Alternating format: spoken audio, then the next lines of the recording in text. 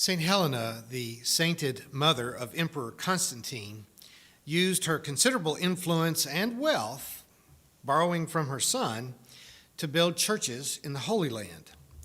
3 centuries after the events described in the Gospels, she went to Jerusalem and to Bethlehem to build churches where Jesus was buried and where Jesus was born. Now, I've been to both of those churches several times, but then I have also been to Jericho, where the guide showed me the actual sycamore tree that Zacchaeus climbed up into so that he could see over the taller people when Jesus came to town. Now, Helena was no archaeologist. She wasn't determined to preserve history. She was a devout worshiper. And so when she asked the people in Bethlehem, where Jesus had been born, the locals showed her a little shepherd's cave. So she, of course, did not then enshrine the cave. She had the entire hill excavated and replaced the hill with a giant cathedral, and in the lower floor, rendered in very nice Italian marble, was a new shepherd's cave. Visitors to the Church of the Nativity are often treated to a rather plaintive Israeli tour guide who says that the manger that Jesus was born in is not there, not because of the obvious reasons that a crude wooden manger would have fallen into dust thousands of years ago, but the tour guide will tell you that it's not there because it was stolen by the Catholic Church and that it is now housed in the Vatican collection. The absurdity of that claim never seems to trouble Israeli tour guides, nor has it troubled the Vatican curators of their museum collections, who consistently refuse to relinquish the old wooden manger, which has no more to do with Jesus than I personally have to do with the Russian caviar trade. Sometimes it's just hard to embarrass religious people. One of the most difficult issues in teaching Bible to my college classes is the fact that we moderns tend to be very, very fact literal. You read the parables of Jesus, and he says that the kingdom of God is like a man that had 2 sons. Or another parable says that the kingdom is like a woman who lost a coin. And students will get mad and say, well, which is it? You know, it can't be both. Is the kingdom like a man that had 2 sons, or is it like a woman that lost a coin? I sit in the back of our sanctuary sometimes and watch Dr. Trobish patiently teaching us about the Gospels and trying to understand them as stories and the great power of stories to reveal spiritual truths through the use of metaphor and paradox to open our minds to new realities. But inevitably, by the end of the class, someone will raise their hand and say, but how do we know all this really happened? And I was complimenting David for being much more patient than I am when it comes to answering questions like that. And in the midst of our conversation, someone walked up and demanded that Dr. Trobish explain to them how God could be so cruel as to kill all of the animals in the great flood of Noah, that the people had sinned, but the animals hadn't sinned. And so how could God kill every single animal except the few that were on the boat? And, I jumped in and said, don't you understand that the Noah story is not history? It's a sermon. It's a morality play, but it's not history. It never happened. And David interrupted me and said, well, actually, it not only happened, but it happens every time the story is told. For him, the telling of the story makes it real, not that you could actually go and find remains of a boat on top of Mount Ararat in Turkey. It is the telling of the story that conveys the message and makes it real in that moment when the community is gathered to hear the story.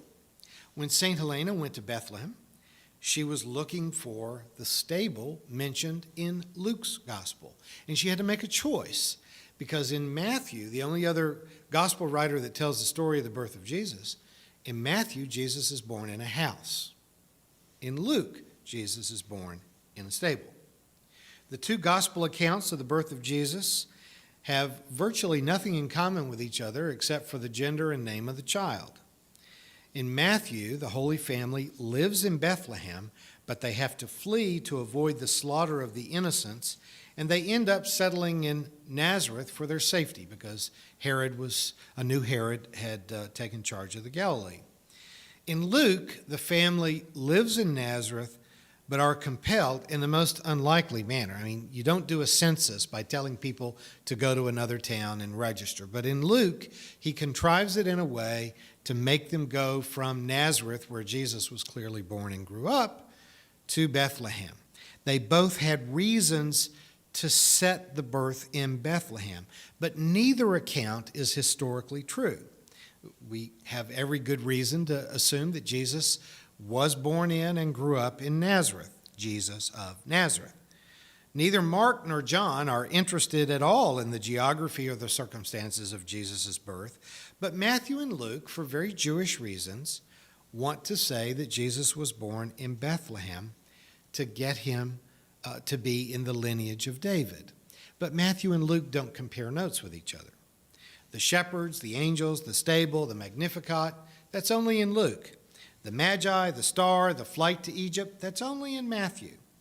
The one thing they have in common is that neither one of them is the slightest bit interested in the historical facts because they are busy trying to tell an important story. And we're still wondering why the Vatican refuses to give the manger back to the Church of the Nativity in Bethlehem. The best way to kill a good story is to try to take it too literally. One of the great rallying cries of progressive Christianity is that we take the Bible seriously, but not literally. The question we should be asking is that if Matthew and Luke are not giving us the details of the historical event, then what are they giving us? What's their point? Why would they write a birth narrative that's not historical? And that is a good question. And that is the question you should always bring to a storyteller. What's the point? What's the moral of the story? What are you trying to tell us? Matthew is at pains, beginning to end, to tell the story of Jesus in a way that proves that he is the Jewish Messiah or King, anointed one. He begins his account with a long genealogy tracing Jesus through the family of Joseph back up to Abraham. And then he tells us that Joseph wasn't really the father of the child. It's like I said, Matthew doesn't really want to be disturbed with particular facts. Matthew is telling us a story, and we should show him the respect to be quiet and listen. Similar to Luke's version, Matthew's story is full of irony and paradox. Though Matthew will quote Old Testament texts repeatedly for the next 25 chapters after the birth narrative in chapter 2 to prove that Jesus was the Messiah, still he leaves all the Jews out of the narrative. No one in the temple was aware of the birth of Jesus. But there were some foreign astrologers who knew about it, and they traveled all the way across the wilderness to come and bring presents. Now, astrologers were anathema to the Jews. Practicing astrology was punishable by death, according to Deuteronomy 17. If you encounter anyone practicing astrology, you're supposed to take them outside the city gate and stone them to death. And yet Matthew, the most Jewish of New Testament writers, is still willing to slap traditional Judaism in the face and insist that it was these Gentile pagans, these astrologers, who knew about Jesus, but no good Jews did. There is a message of humility in this. As Michael Franti sings, God is too big for just one religion, that the Jews needed some humility in assuming that only they knew God. And Christians need to hear the echo of that, as do Muslims and Hindus. God is too big for just one religion. Matthew tells us a story of a Messiah who comes into the world, embraced by those who seek him, but endangered both by the institution of government and religion. The priests are indifferent, and Herod wants to kill him, so that Jesus is aided by members of another religion and then is forced to flee as a political refugee.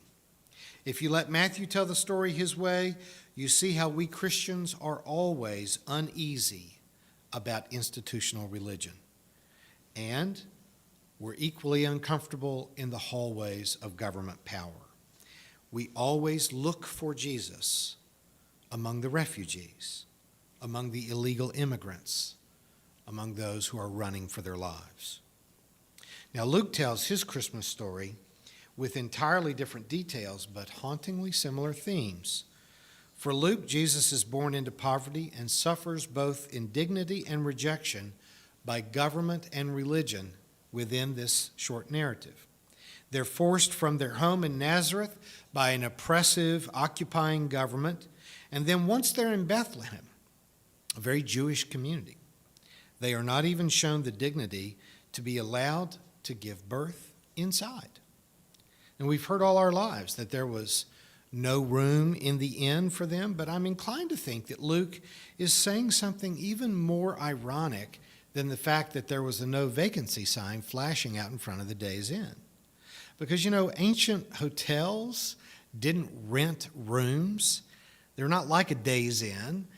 The inns of those days were just a big house, and most of them had one room with no internal walls on the lower floor, and then an upper room that was pretty insubstantial. You couldn't get very much weight in the upper room without falling through. So the inns just charged you to come inside, and then you had to find a place that was safe to lie on the floor.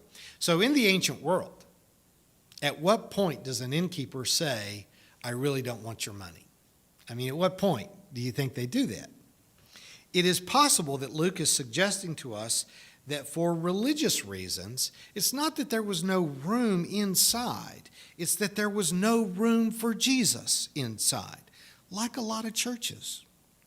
Again, in Jewish tradition, everyone who happens to be inside a house when a woman gives birth is defiled by the issue of fluids. So they have to actually go and make an offering. So if you let a woman who's obviously in labor pains come into an inn, then a lot of your other paying customers are going to demand a refund, and they're going to go somewhere else. So the innkeeper is standing at the door saying, not you, not you. And for everyone that has ever been rejected by formal religion or by family or friends, you understand what it's like to be told at the door, not you, no room for you. Not that there's no room for the next person, it's just that there's no room for you. So where do we find Jesus in Luke's story? We find Jesus out in the barn.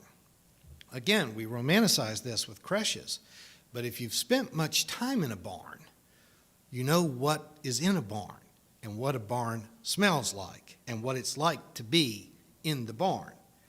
And to whom is the divine birth announcement given? Not at the temple, not at the palace, but to shepherds in the field. And we modern Americans have romanticized shepherds, but let me tell you, that's just not so, because being a shepherd was the real night cashier job at Walmart in those days. Sheep are smelly and they're stupid, and you have to watch them all the time. They get lost, they hurt themselves, they're easy prey for predators. Shepherds didn't get to observe the Sabbath. They were always unclean, literally and religiously. It was not the faithful Jews that took those jobs. It was the people that had already given up on religion, and religion had already given up on them, or they wouldn't have been shepherds. The angel appears to those people, the lowest of the low on the economic scale of Israel, and led those shepherds to a barn where Jesus is born. And that is a statement that we need to hear, that in our day we're more likely to find Jesus in a homeless shelter for runaway teens where some unwed teenage mother has just given birth to a baby than we are anywhere else. If you let Luke tell his story his way, you can appreciate why Jim Wallace says repeatedly that no one gets to go to heaven without 3 references from homeless people. The Jesus story is real. Every time you tell it, it's real. When we tell it, we bring good news to the poor, and we bring hope to those who are in despair. We shine a light into dark places. We promise justice to the oppressed, to the refugee, to the homeless, and to the unemployed. The story of Christmas is not the first cornerstone of organized religion.